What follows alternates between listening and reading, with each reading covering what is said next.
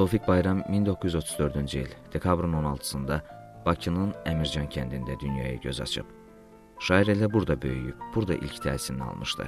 Ata ocağı ona çox doğma idi. Əmircan onun özünün də dediyi kimi həmişə ona doğma, məhrəm idi. Ata ocağına olan sevgi sonralar onun qələmindən süzülən misralarla belə vəsf olunacaqdı. Burada son məskənim, ilk ünvanım var. Hər yerdə, hər zaman sənə güvəndim. Sənsiz nə ürəyim, nə də canım var.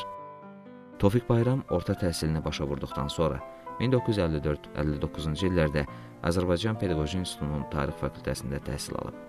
Əmək fəaliyyətinə Azərbaycan Müəllimi qəzeti redaksiyasında şöbə müdiri kimi başlayıb.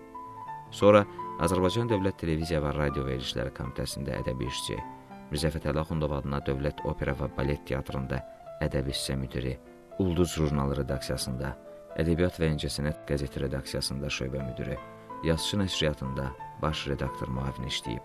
Şairin Çiçək adlı ilk şeiri 1953-cü ildə Ədəbiyyat və İncəsənət qəzetində dərc olunub.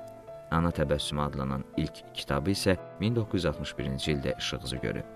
Şairin Şikayəti mənzum piyesi, Təbriz çiçəkləri və Yaralı nəğmə poemaları iri həcmli əsərlər arasında ən uğurluları sayılır.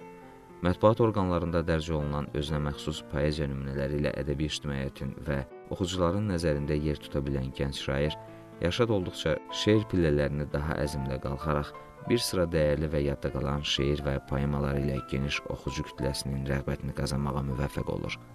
Bədii yaradıcılıqla bərabər tərcüməçiliklə də məşğul olan şair, Aleksandr Tvardovskinin Yaddaşın hökmü poemasının tərcüməsinə görə Maksim Gorki adına Azərbaycan Dövlət Mükafatı Lauriyyatı fəxri adına layiq görülüb. Tofiq Bayramın fikrini yığcam və sərrast ifadə etmək məharəti onun poeziyasının əsas xüsusiyyətlərindən idi.